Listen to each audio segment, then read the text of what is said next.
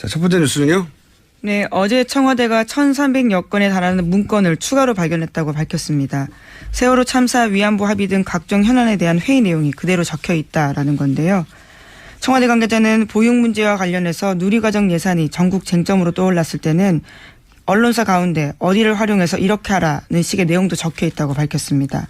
그러니까 박근혜 정부의 우호적인 언론 매체를 활용해서 정책 집행에 유리한 여론을 형성하려는 청와대 차원의 시도가 있었다라는 겁니다. 추가 득템을 했군요. 예, 훨씬 더 많이 득템했습니다. 그러니까요. 이게 이제 이걸 보면서 이런 생각이 들어요. 뭐랄까요. 공무원적 일처리 방식의 긍정적 효과라고 할까요? 의도치 않았던. 자기 책임 범위, 예? 자기 책상, 그 범위를 벗어나지 않으려고 하는 공무원들의 성향이 있거든요. 사업을 하는 사람들하고는 전혀 다른데, 아마도, 예를 들어서 보직이나 여러 가지 이동이 있을 때 과거 캐비넷에 들어있던 것, 이거는 있거나 방치된 게 이제 나온 것 같은데, 한 번에 파쇄하라고 했을 때도 자기 책상, 예.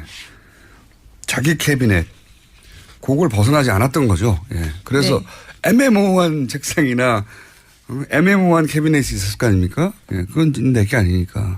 네, 어제 발견된 곳도 정무수석실 현재로 쓰고 있는 사무실인데 과거에는 정부 정책조정수석실 산하 기획비서관이 쓴 곳이라고 합니다. 그러니까 업무 범위가 조금씩 달라지면서 해당 캐비넷을 안 건드렸을 가능성도 있습니다. 자리가 바뀌거나. 네. 그러니까 남아있는 거를 다 없애버려 라고 지시를 했다 하더라도 그 남아있는 걸 다, 그 다는 공무원들 마인드에는 내 앞에 있는 거 다거든요. 예. 그 건물에 있는 게 다가 아니라. 만약에 이게 사기업이었고 혹은 벤처기업이었고 다 없애버리라고 했다면 다 잊었을 거예요. 예. 공무원적 마인드의 긍정적. 예.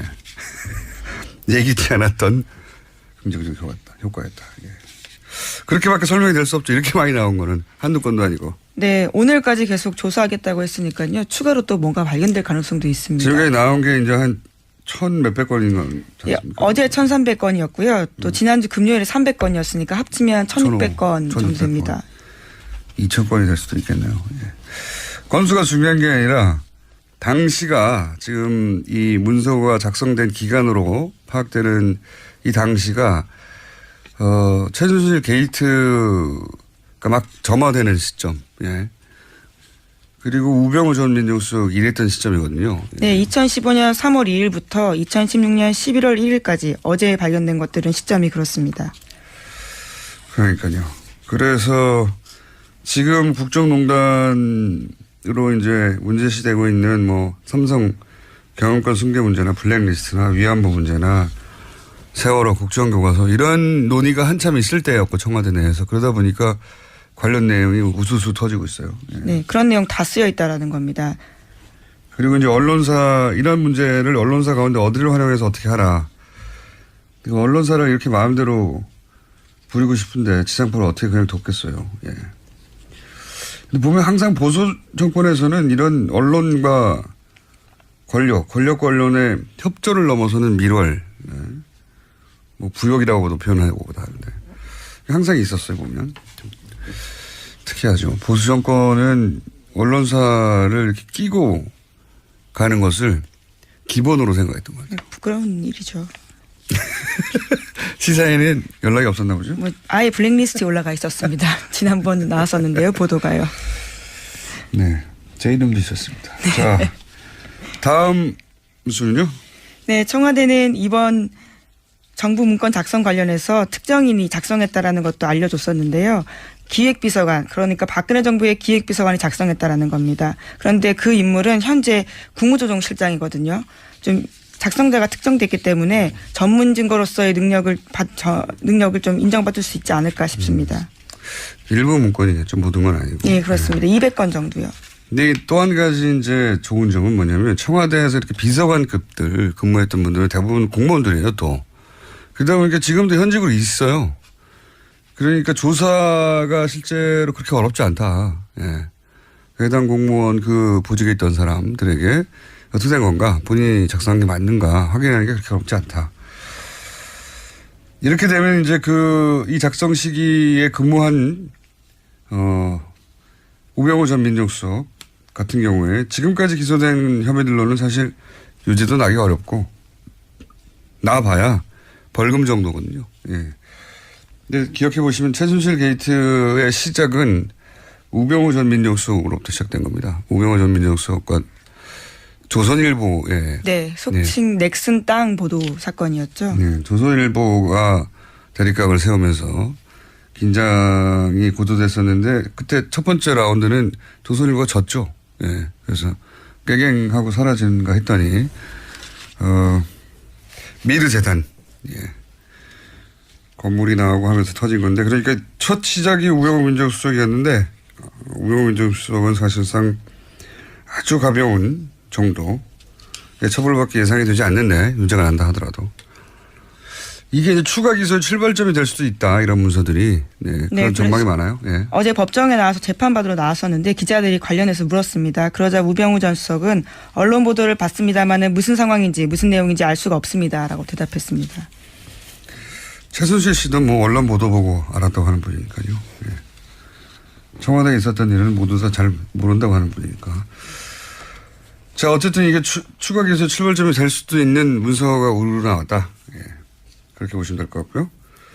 그리고 또 한 가지는 이게 이제 특정되고 작성자가, 그리고 관련 재판들, 이재용 부회장이라든가 박근혜 전 대통령이라든가 블랙리스트 재판. 블랙리스트 재판은 이제 선고가 나왔네요. 네, 이번 주 27일에 선고가 있습니다. 다음 주군요. 네. 그렇다 하더라도 이 내용 일부가 만약에 판사에게 가면 뭐 심정적으로 참고할 수는 있겠죠. 여하간 그런 영향을 미칠 수 있다. 네. 자, 그리고 더 나올지도 모르겠다. 네. 공무원들이 큰일을 해냈다, 이거. 일처리 방식. 자기 것은 확실히 반드시 삭제했겠죠. 예. 근데 일이라는 게 규모가 커지면 내일인지 내일인지 애매모호한 공간이 꼭 생기거든요. 어디서나. 예. 그런 게 남은 것 같습니다. 자, 첫 번째 뉴스는요. 네, 어제 청와대가 1,300여 건에 달하는 문건을 추가로 발견했다고 밝혔습니다. 세월호 참사 위안부 합의 등 각종 현안에 대한 회의 내용이 그대로 적혀 있다라는 건데요. 청와대 관계자는 보육 문제와 관련해서 누리과정 예산이 전국 쟁점으로 떠올랐을 때는 언론사 가운데 어디를 활용해서 이렇게 하라는 식의 내용도 적혀 있다고 밝혔습니다. 그러니까 박근혜 정부의 우호적인 언론 매체를 활용해서 정책 집행에 유리한 여론을 형성하려는 청와대 차원의 시도가 있었다라는 겁니다. 추가 득템을 했군요. 예, 훨씬 더 많이 득템했습니다. 그러니까요.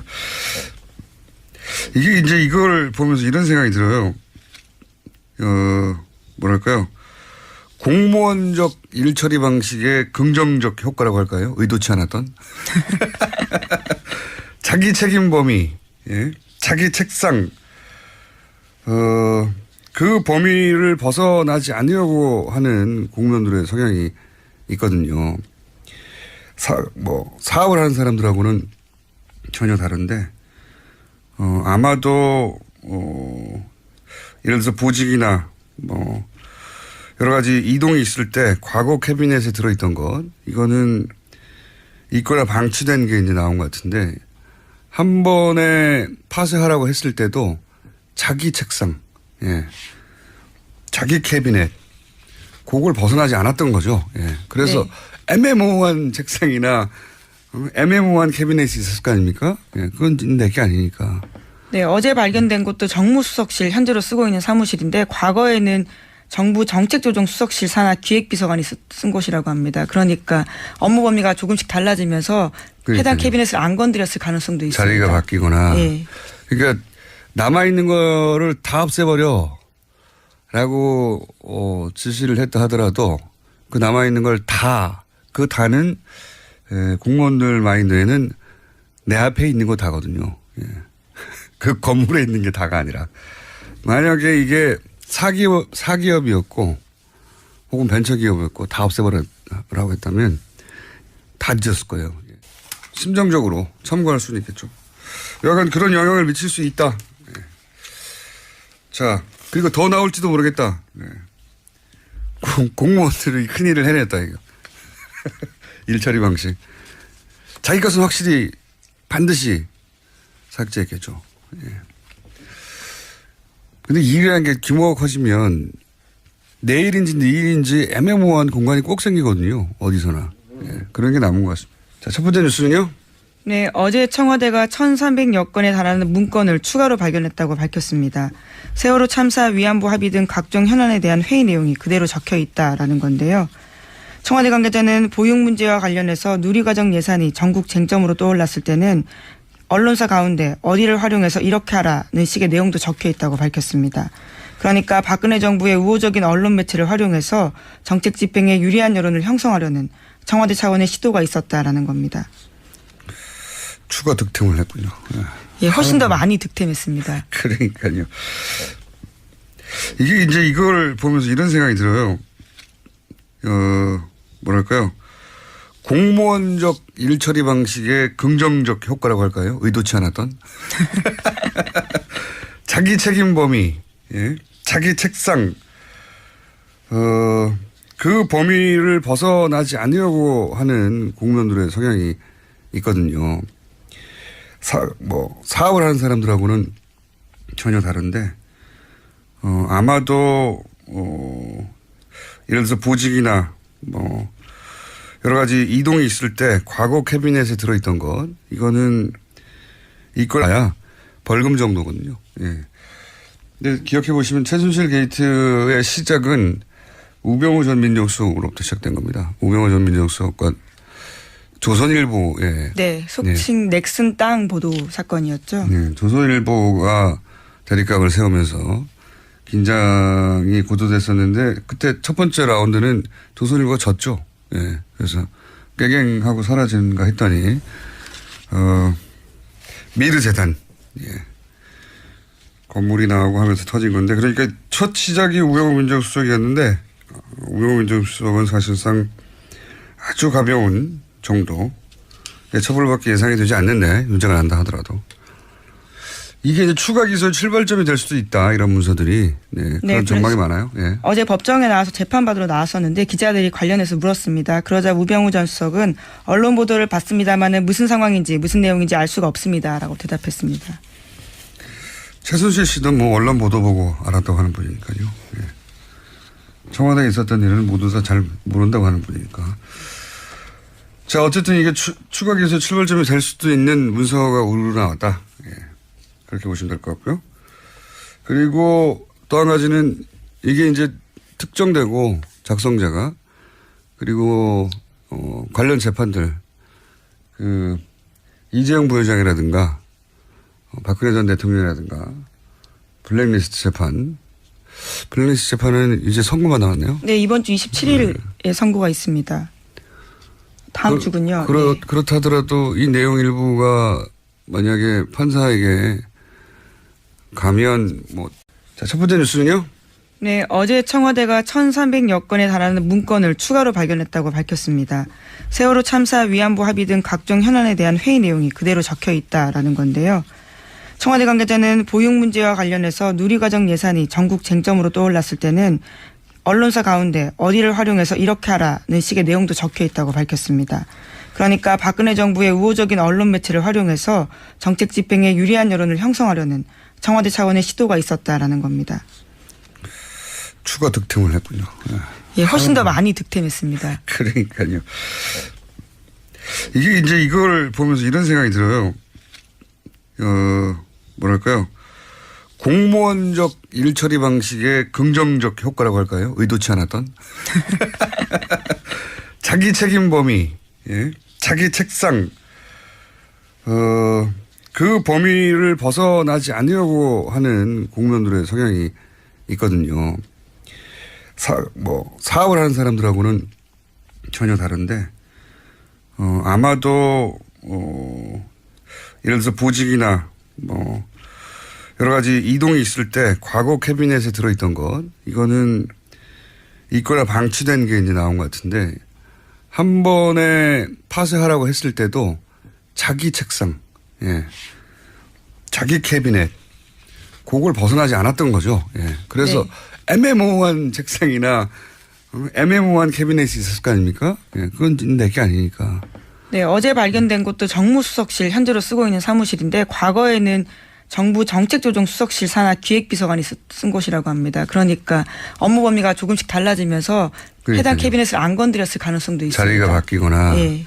그러니까 남아있는 거를 다 없애버려 라고 지시를 했다 하더라도 그 남아있는 걸 다, 그 다는 공무원들 마인드에는 내 앞에 있는 거 다거든요. 예.